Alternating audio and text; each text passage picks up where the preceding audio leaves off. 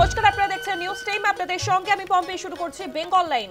আর শুরুতেই চোখ রাখবো ইস্যুর দিকে।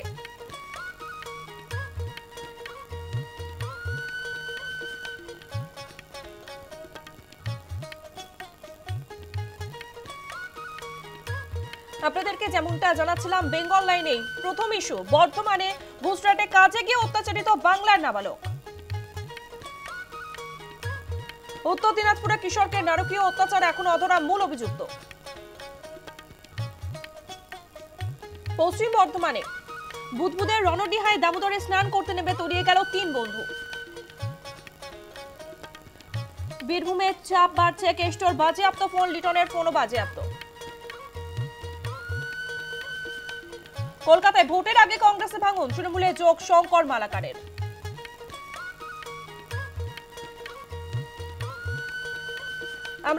আমরা যে খবরের দিকে নজর রাখতে চলেছি, বর্ধমানের দিকে আমরা নজর রাখবো। ইতিমধ্যেই আপনারা জানেন, গুজরাটে গিয়ে অত্যাচারের শিকার হয়েছে এক নাবালক কালনার বাসিন্দা। সে ভিন রাজ্যে কাজে গিয়েছিল, গুজরাটে কাজে গিয়েছিল এবং সেখানে গিয়ে অত্যাচারের শিকার হয়েছে। যেভাবে তার উপরে অত্যাচার চালানো হয়েছে সেই ভিডিও সামনে এসেছে এবং সেই কিশোরের উপরে যেভাবে অত্যাচার করা হয়েছে দেখাচ্ছি আপনাদেরকে সেই ছবি। তার হাঁটার ক্ষমতা পর্যন্ত নেই। সেই নাবালক কালনার বাসিন্দা, বর্ধমানের কালনার বাসিন্দা, গুজরাটে গিয়ে অত্যাচারের শিকার হয়েছে এই বাঙালি নাবালকের উপর নারকীয় অত্যাচার চালানো হয়। তার হাঁটার ক্ষমতা পর্যন্ত নেই। গুজরাটে অত্যাচারিত বাঙালি। ইতিমধ্যেই আপনারা জানেন, ভিন রাজ্যে যায় এ রাজ্যের শ্রমিকরা এবং তারা অন্য রাজ্যে গিয়ে কর্মরত, তারা কাজ করেন। সেরকম ভাবেই এই নাবালক গুজরাটে গিয়েছিল। গুজরাটে গিয়েই সেখানে গিয়ে অত্যাচারের শিকার হয়েছে। ভিন রাজ্যে অত্যাচারিত বাংলার নাবালক, রাজকোটে অত্যাচারিত কালনার নাবালক। লোহার রড দিয়ে নারকীয় অত্যাচার চালানো হয়। মারধরের জেরে হাঁটার ক্ষমতা হারিয়েছে। অর্থনৈতিক অনটনের কারণে গুজরাটে যায় সে। সেখানেই মালিকের হাতে অত্যাচারিত কাজ শেখানোর নামে অত্যাচারের অভিযোগ।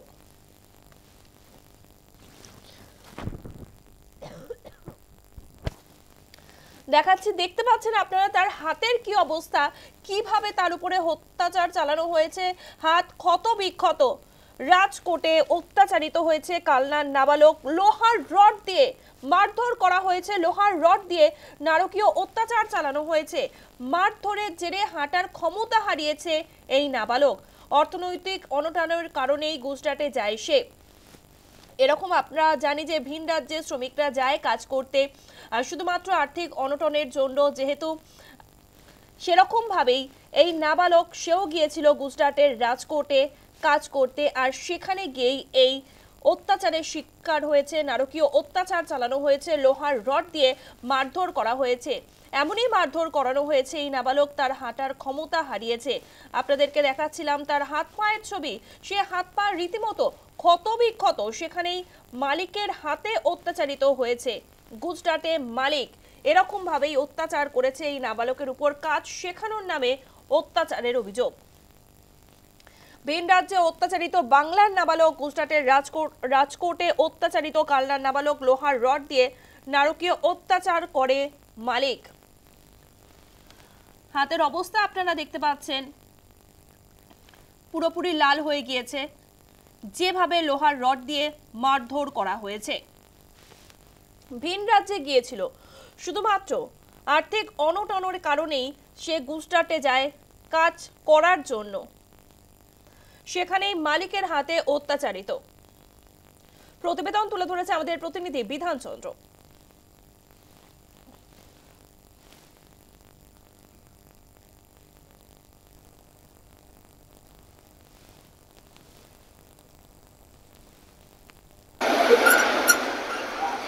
অভাবের তাড়নায় রাজকোটে কাজে গিয়েছিল বছর 12-র এক নাবালক। আর সেখানে গিয়ে চরম অত্যাচারের শিকার। গোটা শরীরে কালশিটে পড়ে গেছে, দাগ হয়ে গেছে শরীর জুড়ে। শুধু তাই নয়, শরীরের বিভিন্ন অংশে ঘা হয়ে গিয়েছে। কোনো ক্রমে সেখান থেকে সে চলে আসে। ভিন রাজ্যে অত্যাচারিত বাংলার নাবালক, রাজকোটে অত্যাচারের শিকার হয় কালনার এই নাবালক। লোহার রড দিয়ে তার উপরে অত্যাচার করা হয়। শুধুমাত্র অভাবের কারণেই গুজরাটে কাজ করতে গিয়েছিল আর সেখানে গিয়ে মালিকের হাতে অত্যাচারিত হতে হয়েছে এই নাবালককে। কাজ শেখানোর নামেই অত্যাচারের অভিযোগ। অনেক শ্রমিক রয়েছেন যারা পরিযায়ী শ্রমিক, যারা ভিন রাজ্যে যান কাজ করতে, সেরকম ভাবেই এই নাবালকও শুধুমাত্র আর্থিক অভাবের কারণে, অভাব অনটনের জন্যই সে ভিন রাজ্যে কাজে গিয়েছিল আর সেখানে গিয়েই এই নারকীয় অত্যাচারের শিকার হতে হয়েছে তাকে। লোহার রড দিয়ে মারধর করা হয়, মারধরের জেরে তার হাঁটার ক্ষমতা হারিয়েছে। সেখানেই মালিকের হাতে অত্যাচারের অভিযোগ, কাজ শেখানোর নামে অত্যাচার করা হয়েছে এই নাবালকের উপর। দেখাচ্ছি আপনাদেরকে ওই নাবালকের ছবি, যেভাবে তার উপরে অত্যাচার চালানো হয়েছে, লোহার রড দিয়ে মারধর করা হয়েছে, তার হাতে পায়ে যে দাগ, লাল দাগ এবং ক্ষত বিক্ষত, সেই ছবি আপনাদেরকে দেখাচ্ছি। গুজরাটের রাজকোটেই অত্যাচারিত কালনার নাবালক।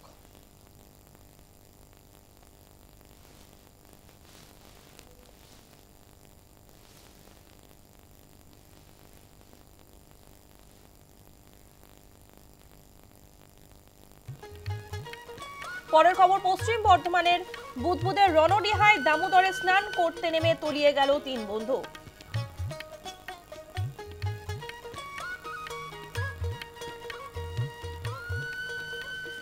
আপনাদেরকে যেমনটা জানাচ্ছিলাম, পশ্চিম বর্ধমানের ঘটনা। সেখানে দামোদর নদে স্নান করতে নেমেছিল বন্ধুরা, সকলে মিলে স্নান করতে নেমে তলিয়ে গিয়েছে 3 বন্ধু, জলে তলিয়ে গিয়েছে 3 বন্ধু। এই ঘটনা ঘটেছে, আপনাদেরকে জানাচ্ছিলাম যেমনটা,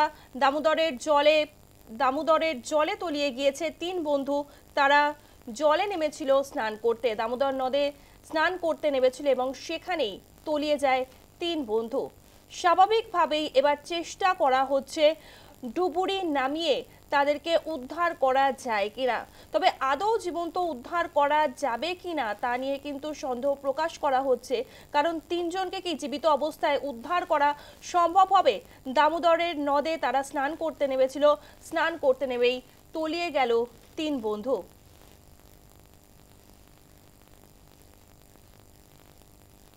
এই খবরেই থাকবো, তবে এর পাশাপাশি আপনাদেরকে জানাবো মহেশতলায় কিশোরকে নারকীয় অত্যাচার। উত্তর দিনাজপুরে কিশোরকে নারকীয় অত্যাচার, এখনো অধরা মূল অভিযুক্ত।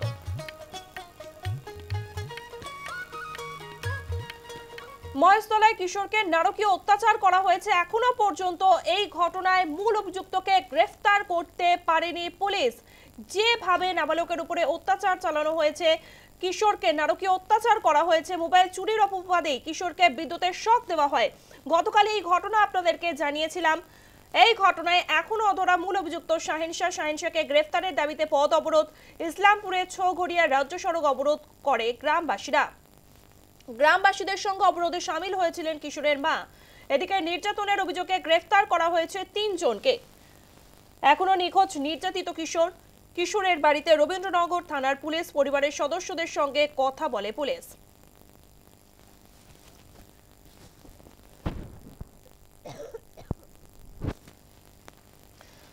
গতকাল আপনাদেরকে জানিয়েছিলাম মহেশতলায় কিশোরকে নারকীয় অত্যাচার করা হয়, বিদ্যুতের শক দেওয়া হয়েছিল শুধুমাত্র মোবাইল চুরির অপরাধে। এই ঘটনায় 3 জনকে গ্রেফতার করেছে পুলিশ। মূল অভিযুক্ত অধরা, কিশোর এখনো পর্যন্ত নিখোঁজ। আর এই মুহূর্তে আপনাদেরকে দেখাচ্ছি বিক্ষোভের ছবি। আজকে বিক্ষোভে গ্রামবাসীদের সঙ্গে সামিল হয়েছিল ওই কিশোরের মা। প্রতিবেদন তুলে ধরেছে আমাদের প্রতিনিধি অলিভ মিত্র।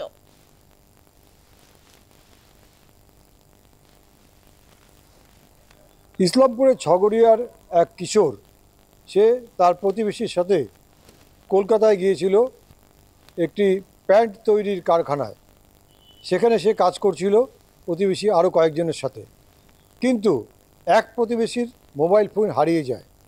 সেই মোবাইল ফোন হারিয়ে যাওয়ার দায় ওই কিশোরের উপরে পুরোপুরিভাবে দেওয়া হয় এবং তাকে পা উপর দিকে বেঁধে, তার শরীর উল্টো করে মাথা নিচের দিকে দিয়ে, তার হাত বেঁধে হাতের মধ্যে ইলেকট্রিক শক দিয়ে তাকে নির্মমভাবে অত্যাচার করা হয়। এই অত্যাচারের ছবি সামনে আসে। বাড়ির লোকেরা সেই ছবি পেয়ে তারা থানায় অভিযোগ দায়ের করেন। পুলিশ অভিযোগ পেয়ে তদন্ত শুরু করেছে এবং ইসলামপুরে এসেও পুলিশ বাড়ির লোকদের সাথে কথা বলেছে, কিন্তু এখনও পর্যন্ত যে মূল অভিযুক্ত শাহিন শাহ নামে এক যুবক, তাকে কিন্তু পুলিশ গ্রেপ্তার করতে পারেনি। এই শাহিন শাহরই মোবাইল ফোন হারিয়েছিল এবং সে তাদের বাড়িতেও পর্যন্ত ফোন করেছিল যে মোবাইল ফোন ওই কিশোর চুরি করেছে, এবং তার উপর পুরোপুরি মোবাইল ফোন নেওয়ার একটা অভিযোগ তোলা হয়েছিল। ফলে সেই মোবাইল ফোন যতক্ষণ না পাওয়া যাচ্ছে তাকে ছাড়া হবে না বলে বলা হয়েছিল। এরপরই কিন্তু দেখা গেল ওই কিশোর নিখোঁজ। তাকে নির্মম অত্যাচার করার পর থেকে কিশোরের খোঁজ আজও পর্যন্ত পাওয়া যায়নি। গ্রামের মানুষ এবং পরিবারের লোকেরা এর প্রতিবাদে ইসলামপুরে রাস্তায় নেমে তারা কিন্তু আগুন জ্বালিয়ে বিক্ষোভ দেখায়। বিক্ষোভ দেখানোর পর পুলিশ এসে তাদের বুঝিয়ে বিক্ষোভ তুলে দিতে সমর্থ হয়, কিন্তু এখনও পর্যন্ত যা খবর রয়েছে মোট 15 জনের বিরুদ্ধে লিখিতভাবে অভিযোগ দায়ের করা হয়েছে। পুলিশ 2 জনকে গ্রেপ্তার করতে পেরেছে, বাকিরা পলাতক। এদিকে তদন্তে নেমে এই ঘটনার পূর্ণাঙ্গ তদন্ত করতে এসে ইসলামপুরের বিভিন্ন গ্রাম ঘুরে পুলিশ কিন্তু খোঁজ চালাচ্ছে অপরাধীদেরকে গ্রেপ্তার করার জন্য। এখন দেখার মূল অভিযুক্ত কবে গ্রেপ্তার হয়, বা ওই যে হারিয়ে যাওয়া যুবক কিশোর তাকে কোথায় পাওয়া যায়, কিভাবে পাওয়া যায়, যার খোঁজ করার জন্য বাড়ির লোক রীতিমতো চাপ দিচ্ছে, সেই যুবককে কখন পাওয়া যায় সেটা নিয়ে এখন প্রশ্ন। ক্যামেরায় অনন্ত এবং সুনীতেন্দ্রের সাথে অলিপ মিত্র, নিউজ টাইম।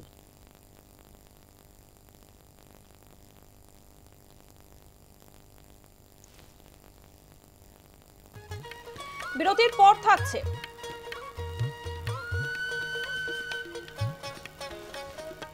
বুধবুদের রণডিহায় দামোদরে স্নান করতে নেমে তলিয়ে গেল 3 বন্ধু। এই খবর নিয়ে ফিরবে একটা ছোট্ট বিরতির পর। ফিরে এলাম বিরতির পর। এবার নজর রাখবো পশ্চিম বর্ধমানের বুধবুদের রণডিহায় দামোদরে স্নান করতে নেমে তলিয়ে গেল 3 বন্ধু। আপনাদেরকে যেমনটা বলছিলাম, দামোদর নদীর জলে তলিয়ে গিয়েছে 3 বন্ধু। তারা স্নান করতে নেমেছিল। এই ঘটনা ঘটেছে বুধবুদের রণডিহায়। সেখানেই দামোদরের জলে তলিয়ে গিয়েছে 3 বন্ধু। বুধবুদের রণডিহায় দামোদরে স্নান করতে নেমে তলিয়ে গেল 3 বন্ধু। খবর পেয়ে বুধপুর থানার পুলিশ গিয়ে উদ্ধার কাজ শুরু করে। তলিয়ে যাওয়া 3 যুবকের নাম সুরজিৎ বিশ্বাস, জিৎ অধিকারী ও অভিজিৎ গায়েন। 3 জনেরই বয়স 16 থেকে 18-র মধ্যে। আমাদের সঙ্গে রয়েছে আমাদের প্রতিনিধি বিশ্বজিৎ ঘোষ। বিশ্বজিৎ, 3 বন্ধু দামোদরের জলে স্নান করতে নেমেছিল। স্নান করতে নেমে তারা তলিয়ে গিয়েছে। এখনো পর্যন্ত কিছু আপডেট কি রয়েছে? তাদেরকে উদ্ধার করার জন্য উদ্ধার কাজ কিভাবে চালানো হচ্ছে?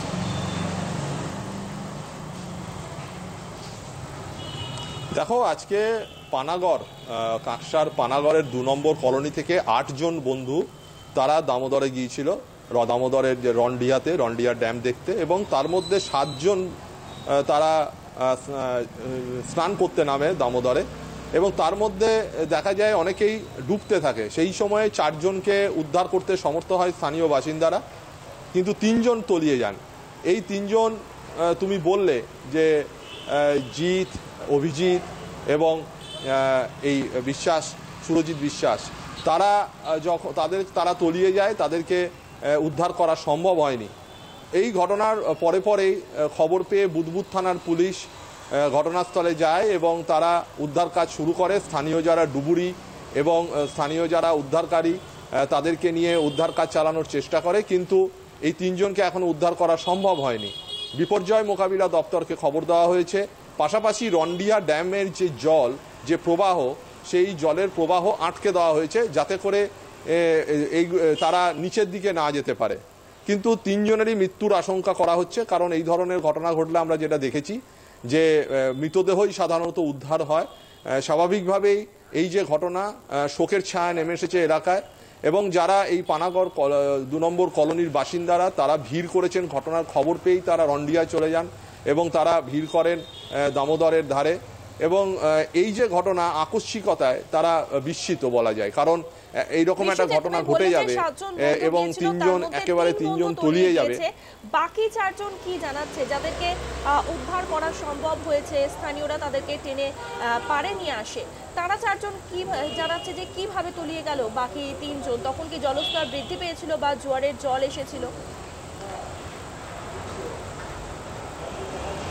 দেখো, এই যে দামোদরের যে প্রবাহ, এটা রন্ডিয়ার ড্যাম রয়েছে, অর্থাৎ উপরে যে দুর্গাপুরের যে ব্যারেজ রয়েছে তার নিচে দিকে হচ্ছে রন্ডিয়া ড্যাম, এবং এই রন্ডিয়া ড্যামে জল থাকে, জল ধারণ করা হয় এই ড্যামে, প্রচুর জল রয়েছে এবং সেখান থেকে জল নিচের দিকে ছাড়া হয়। দামোদরের যে মেন স্ট্রিম রয়েছে এই মেন স্ট্রিম দিয়ে জল ছাড়া হয় এবং একটা জলের প্রবাহ ছিল এবং জলের কারেন্টও বেশ কিছুটা থাকাতেই কিন্তু এই ঘটনা ঘটে।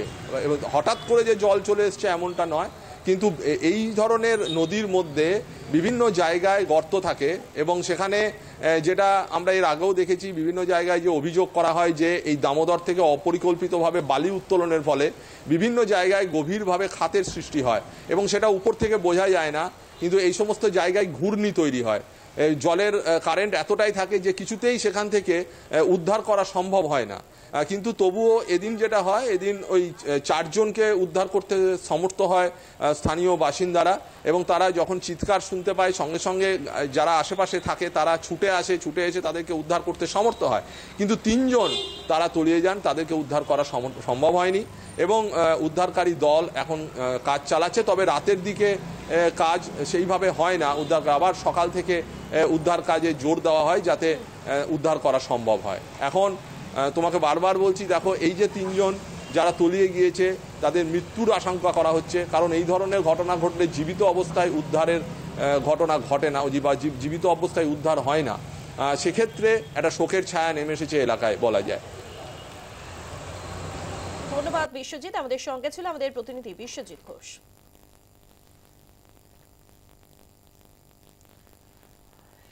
আমাদের প্রতিনিধি যেমনটা জানালো, বুদবুদের রণডিহায় দামোদরে স্নান করতে নেমেছিল 7 বন্ধু। তার মধ্যে 7 জন যখন তলিয়ে যাচ্ছিল, 4 জনকে উদ্ধার করা সম্ভব হয়েছে। স্থানীয় বাসিন্দারা টেনে হিজড়ে 4 জনকে উদ্ধার করলেও তলিয়ে গিয়েছে 3 বন্ধু। খবর পেয়ে ঘটনাস্থলে যায় বুদবুদ থানার পুলিশ। উদ্ধার কাজ শুরু হয়, ডুবুরি নামিয়েও উদ্ধার করা হয়, এমনকি এনডিআরএফ টিমকেও খবর দেওয়া হয়েছিল। তবে 3 বন্ধুকে উদ্ধার করা সম্ভব হয়নি। তলিয়ে যাওয়া 3 যুবকের নাম সুরজিৎ বিশ্বাস, জিৎ অধিকারী ও অভিজিৎ গায়েন। 3 জনেরই বয়স 16 থেকে 18-র মধ্যে। আরও একটি গুরুত্বপূর্ণ বিষয় জানালো আমাদের প্রতিনিধি, যেহেতু এই দামোদর নদ থেকে সেখান থেকে বালি উত্তোলন হয়, তাই যে সমস্ত জায়গা থেকে বালি উত্তোলন হয় সেই সমস্ত জায়গাতে ঘূর্ণির অবস্থা তৈরি হয় যখন জলপ্রবাহ হয়, আর সেই ঘূর্ণির মধ্যে পড়েই তলিয়ে যাবার সম্ভাবনা অনেক বেশি থাকে। তাই যে 3 জন তলিয়ে গিয়েছে তাদের বেঁচে থাকার কোনো রকম সম্ভাবনা নেই বলেই মনে করা হচ্ছে, তবে তাদেরকে উদ্ধার করা সম্ভব হয়নি।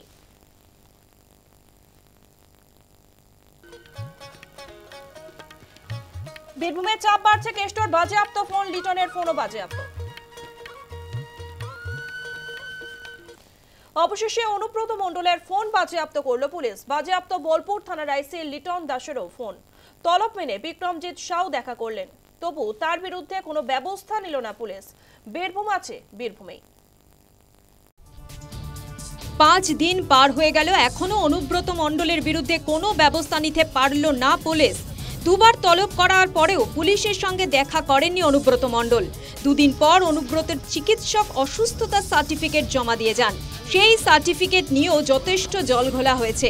রামপুরহাটের বিএমএইচ কি করে বেসরকারি হাসপাতালের চিকিৎসক হিসেবে সার্টিফিকেটে সই করেন, সে প্রশ্নও ওঠে।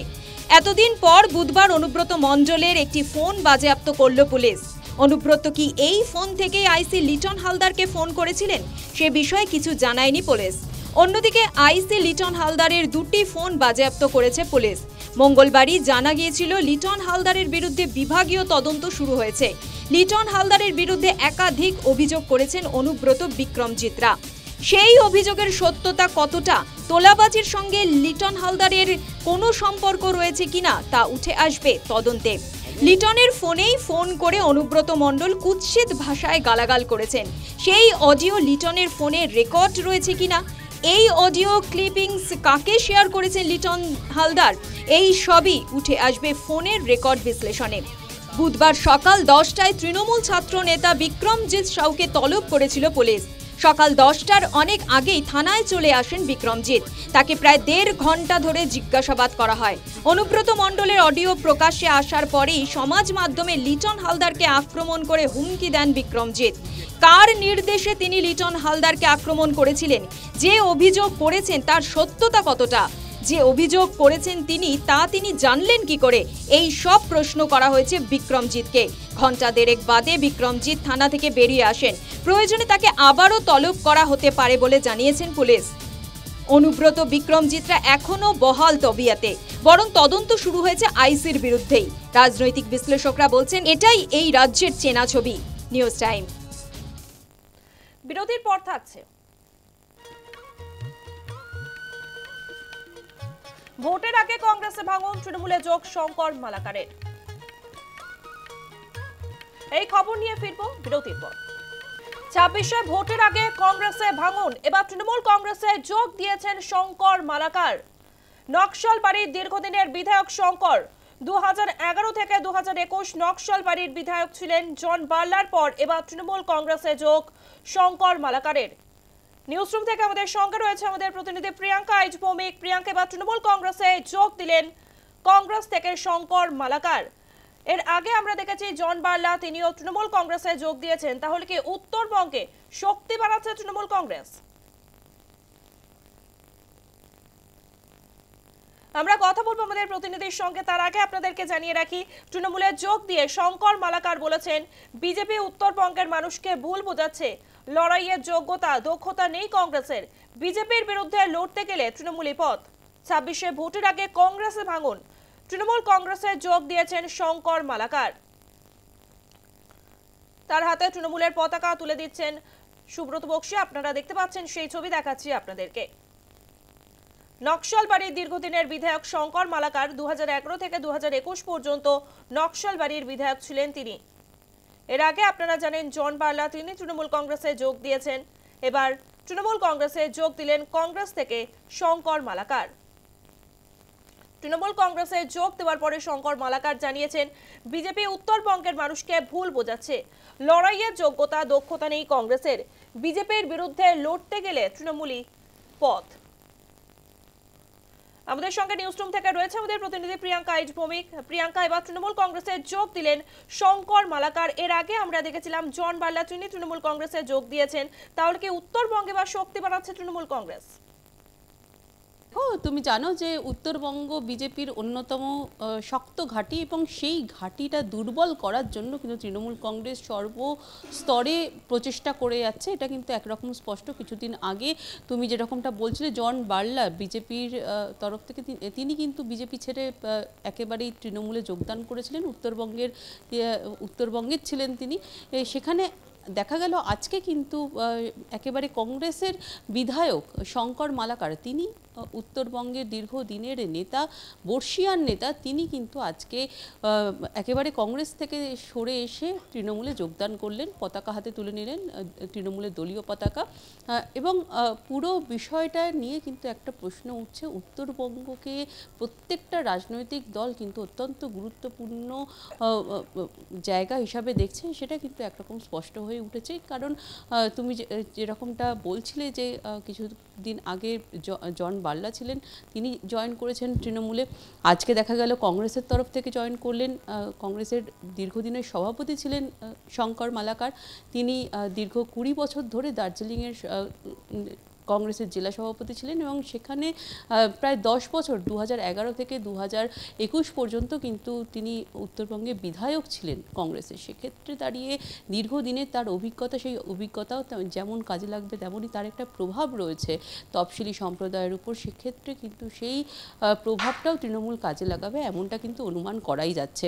তবে শঙ্কর মালাকার তিনি এই তৃণমূলে যোগদান করার পর তৃণমূলের উত্তরবঙ্গের যে ঘাঁটি শক্ত করার প্রক্রিয়া, সেই প্রক্রিয়া কিন্তু এক ধাপ এগিয়ে গেল এমনটা অনেকেই মনে করছেন। কারণ তোমাকে যেরকমটা জানাচ্ছিলাম যে তিনি দীর্ঘদিনের অভিজ্ঞ রাজনীতিবিদ এবং কংগ্রেসের শুরু থেকে একদম তার যে রাজনৈতিক জীবন, সেই রাজনৈতিক জীবনের শুরু থেকে তিনি কংগ্রেসের সঙ্গে যুক্ত। সেখানে দাঁড়িয়ে এতদিন পর হঠাৎ করে কংগ্রেস থেকে সরে এসে এই যে তৃণমূলে যোগদান, সেটা তিনি যখন পতাকা হাতে তুলে ধরলেন এবং সেখানে তিনি বলছেন বারবার যে প্রদেশ কংগ্রেসের কোনো যোগ্যতা নেই, এই ধরনের বক্তব্য যথেষ্ট তাৎপর্যপূর্ণ বলেই কিন্তু মনে করছে রাজনৈতিক মহল। কারণ তিনি স্পষ্ট অভিযোগ যেমন করছেন বিজেপির বিরুদ্ধে যে উত্তরবঙ্গে বিজেপি আসার পর থেকে উত্তরবঙ্গকে ছাড়খাড় করে দিয়েছে এবং পুরো উন্নয়নের জন্য, উত্তরবঙ্গের উন্নয়নের জন্য কিন্তু ভরসা একমাত্র মুখ্যমন্ত্রী মমতা বন্দ্যোপাধ্যায়ের দল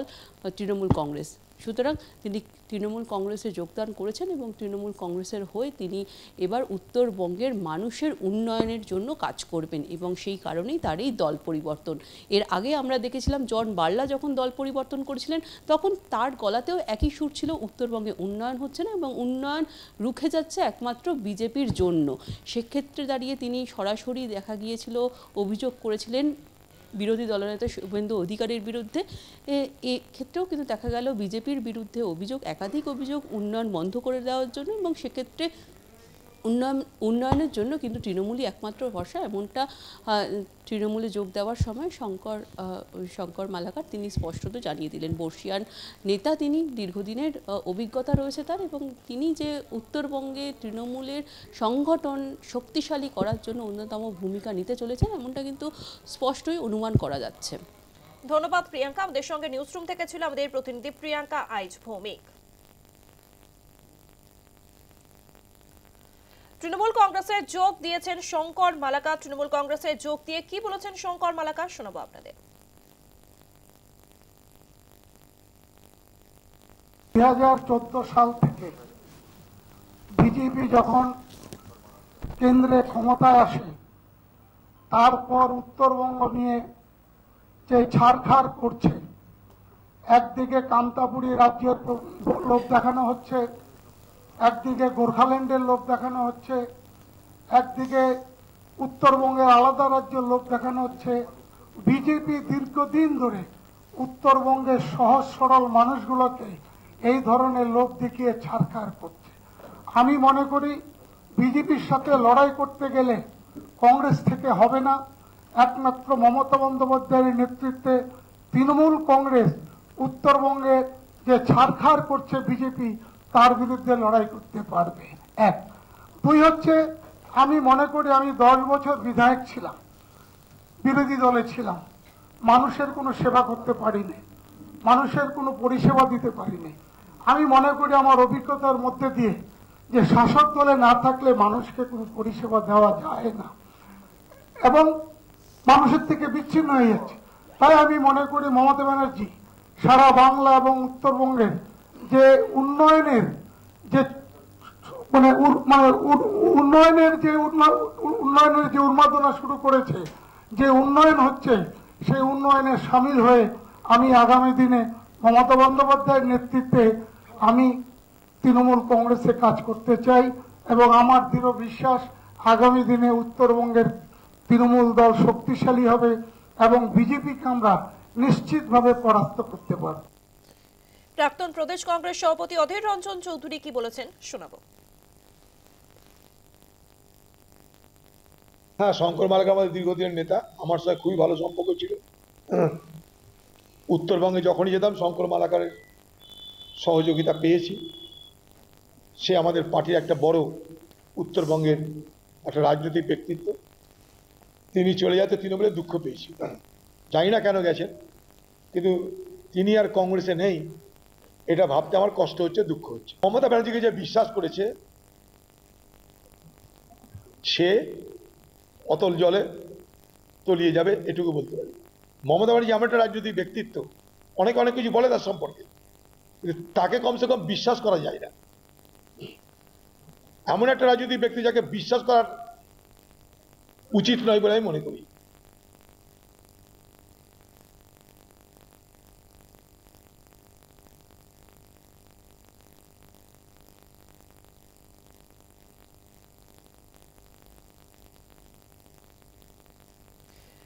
উত্তরবঙ্গ ও সিকিমে গত কয়েকদিন ধরেই লাগাতার ভারী বৃষ্টি হচ্ছে। সেই ভারী বৃষ্টিতেই জনজীবন বিপর্যস্ত হয়ে পড়েছে। ইতিমধ্যেই আপনারা জানেন হলুদ সতর্কতা জারি করা হয়েছে তিস্তা ও জলঢাকা নদীতে। আর প্রশাসনের তরফ থেকে বেশ কয়েকটি পদক্ষেপ নেওয়া হচ্ছে। এর ফলে নদীর সংলগ্ন নিচু এলাকাগুলিতে বন্যা পরিস্থিতির সৃষ্টি হয়েছে। বিশেষ করে দার্জিলিং, জলপাইগুড়ি, আলিপুরদুয়ার জেলার একাধিক এলাকা ইতিমধ্যেই জলমগ্ন হয়ে পড়েছে। বহু মানুষকে ঘরবাড়ি ছেড়ে উঁচু জায়গায় আশ্রয় নিতে বাধ্য হতে হয়েছে। পাশাপাশি ভুটান পাহাড়েও ভারী বৃষ্টির জেরে উত্তরের নদীগুলোতে জল বাড়ছে, যা পরিস্থিতিকে আরো উদ্বেগজনক করে তুলছে।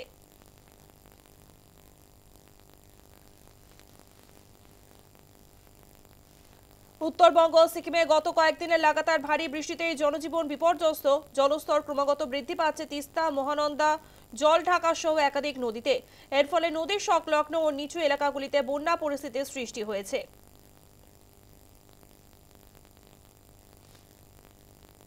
বিশেষ করে দার্জিলিং, জলপাইগুড়ি, আলিপুরদুয়ার জেলার একাধিক এলাকা ইতিমধ্যেই জলমগ্ন হয়ে পড়েছে। বহু মানুষকে ঘরবাড়ি ছেড়ে উঁচু জায়গায় আশ্রয় নিতে বাধ্য হতে হয়েছে। পাশাপাশি ভুটান পাহাড়েও ভারী বৃষ্টির জেরে উত্তরের নদীগুলোতে জল বাড়ছে, যা পরিস্থিতিকে আরো উদ্বেগজনক করে তুলছে। আমাদের সঙ্গে ফোন লাইনে রয়েছে আমাদের প্রতিনিধি লক্ষণ শীল। লক্ষণ, উত্তরবঙ্গ ও সিকিমে লাগাতার ভারী বৃষ্টিতেই জনজীবন বিপর্যস্ত। প্রশাসনের তরফ থেকে কি পদক্ষেপ?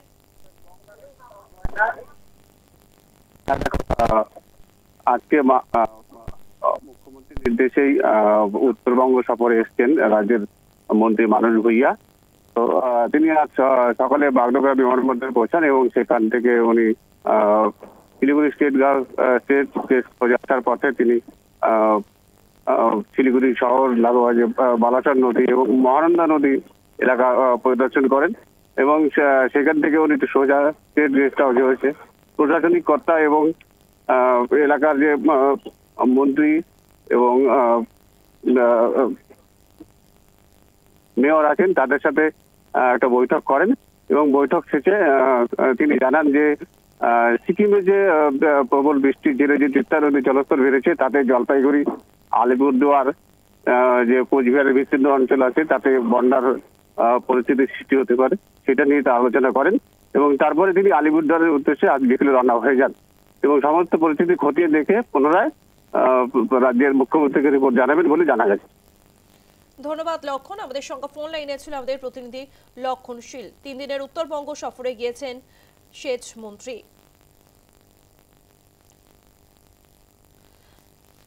আপনাদেরকে যেমনটা জানাচ্ছিল আমাদের প্রতিনিধি, 3 দিনের উত্তরবঙ্গ সফরে গিয়েছেন সেচ মন্ত্রী মানস ভুঁইয়া। মুখ্যমন্ত্রী মমতা বন্দ্যোপাধ্যায়ের নির্দেশ মতোই তিনি সেখানে গিয়েছেন এবং এলাকা পরিদর্শন করেন। আজ সকালে বাগডোগরা বিমানবন্দরে নেমে সোজা চলে যান মহানন্দা নদী এবং বালাসর নদী পরিদর্শন করেন। এরপর তিনি সোজা চলে আসেন স্টেট গেস্ট হাউসে। এখানেই উত্তরবঙ্গের বিধায়ক, সাংসদ, সেচ বিভাগের প্রশাসনিক কর্তা ব্যক্তি এবং মন্ত্রীদের সঙ্গে বৈঠক করেন।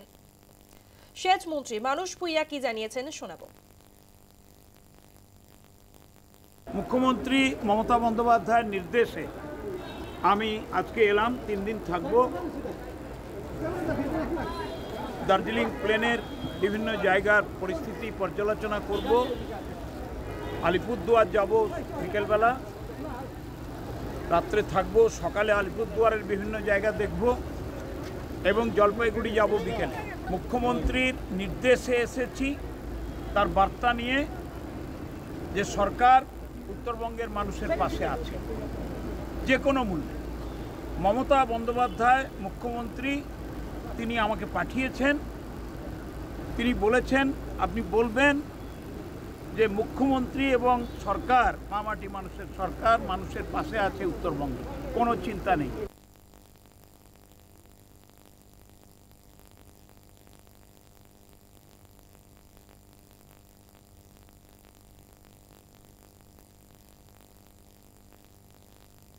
সমুদ্রে মাছ ধরতে যাওয়া মৎস্যজীবীদের নিরাপত্তা সুরক্ষিত করতে কাজে লাগানো হচ্ছে ইসরোর প্রযুক্তিকে। সমুদ্রে মাছ ধরতে গিয়ে প্রায়শই দুর্ঘটনার কবলে পড়তে হয় মৎস্যজীবীদের। বিপদ থেকে বাঁচতে ব্যবহার করা হচ্ছে ট্রান্সপন্ডার। মৎস্যজীবীরা কোনো বিপদে পড়লে তার সংকেত সহজেই উপকূলে পাঠানো সম্ভব হবে। গভীর সমুদ্রে যেখানে মোবাইল নেটওয়ার্ক কাজ করে না, সেখানেও অনায়াসে পৌঁছে যাবে এই যন্ত্রটি।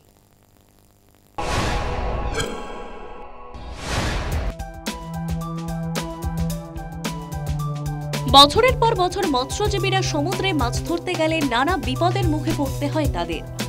গত কয়েক বছরের দুর্ঘটনার কবলে পড়ে মৃত্যু হয়েছে বহু মৎস্যজীবীর। কখনো ট্রলার ডুবে যাওয়া, তো কখনো ভুলবশত বাংলাদেশ সীমান্ত পার করা, নিখোঁজ হয়ে যান অনেকে। এই পরিস্থিতিতে মৎস্যজীবীদের কথা মাথায় রেখে নতুন প্রযুক্তির ব্যবহার শুরু হচ্ছে মৎস্যজীবীদের ট্রলারগুলিতে। পাশে যে একটা ট্রলার লাগানো হয়েছে, ওখানে কিছু অপশন দেয়া আছে। অপশানে আছে যদি ট্রলারে কোনো মেশিনগুলো যোগ হয়, কোনো মেশিন আগুন ধরে যায়, বা ট্রলার যদি বাঁচে দেয় সীমানা ছেড়ে বাংলাদেশে চলে যায়, সেই অ্যাপগুলো আছে। অ্যাপগুলোতে চাপ দিলে বোঝা যাবে যে আমরা কোন সীমানে আছি কি না আছি। আর যে জিপিএসটা লাগানো হচ্ছে বলছে ওরা সবাই ভালো, কখনো ব্যবহার করা হয়নি, এবার ব্যবহার করলে বোঝা যাবে তার পরিমূল্য খবরটা কী হয়। মানে মাছের অপশান এবং নদীতে আগুন লাগানো কি আপদ বিপদ মেশিনের, এসব অনেক অপশান আছে। হ্যাঁ, এবং মালিককে জানানো, কোনো অসুবিধা হলে মালিককে জানানো এবং আমাদের সুবিধা আর কি। হ্যাঁ, অনেকটা উপকৃত। মাছের ঝাঁক দেখা মানে সেই জায়গায় মাছ আছে, কম বেশি সব রকম মাছ আছে। এই অপশনের মাধ্যমে দেখা যাবে। হ্যাঁ, এই অপশনের মাধ্যমে দেখা যাবে। মৎস্যজীবীদের নিরাপত্তা সুরক্ষিত করতে কাজে লাগানো হচ্ছে ইসরোর প্রযুক্তিকে। Satellite based maritime safety assistance system device অর্থাৎ ট্রান্সপন্ডার লাগানোর কাজ শুরু হলো কাকদ্বীপ মহকুমার ট্রলারগুলিতে। গভীর সমুদ্রে কোনো বিপদে পড়লে অ্যাপের মাধ্যমে সংকেত পাঠাতে পারবে মালিকের কাছে।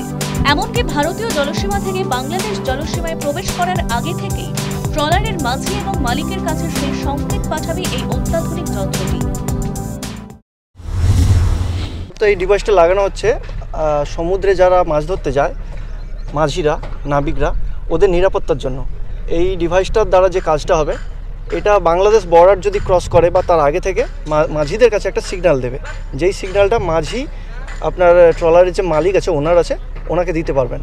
আচ্ছা, এছাড়াও কিছু অপশান আছে, যেখানে আপনার ট্রলারে যদি আগুন ধরে যায়, সেখান থেকে একটা অপশান আছে, ওখান থেকে ক্লিক করে মাঝি মালিককে সিগন্যাল পাঠাতে পারবেন, যাতে এখান থেকে কোনো রেস্কিউ টিম যায়, সে ট্রলারটার নিরাপত্তার ব্যবস্থা করে।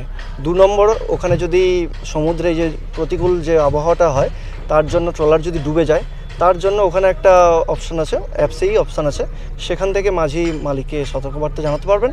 3 নম্বর হচ্ছে, ওখানে যদি কেউ অসুস্থ হয়ে যায়, শারীরিক প্রবলেম হয়, সেখান থেকে রেস্কিউ টিম যাবে। 4 হচ্ছে, যদি ওনারা মাছের কোনো সন্ধান করতে পারেন, যেখানে এখানে ফিশ ফাইন্ডার বলে একটা অপশান আছে, মাছের ঝাঁক, মাছের গতিবিধি এটা লক্ষ্য করা যাবে। কাকদ্বীপ মহকুমায় মোট 300টি ট্রলারে প্রাথমিকভাবে লাগানো হচ্ছে ট্রান্সপন্ডার। পরবর্তীতে ধীরে ধীরে বাকি ট্রলারগুলিতে এই যন্ত্রটি লাগানোর ব্যবস্থা করবে মৎস্য দপ্তর। গভীর সমুদ্রে যেখানে মোবাইল নেটওয়ার্ক কাজ করে না, সেখানেও অনায়াসে কাজ করবে এই অত্যাধুনিক যন্ত্রটি। মৎস্যজীবীদের দাবি, এই মেশিনের মাধ্যমে গভীর সমুদ্রে দুর্ঘটনাজনিত মৃত্যু কমানো সম্ভব হবে। News time. বেঙ্গল লাইন আজকের মতো এই পর্যন্তই। বিরতির পর দেখুন নিউজ এক্সপ্রেস। রাত 8টায় স্বপ্নার সঙ্গে দেখুন নেশন টাইম।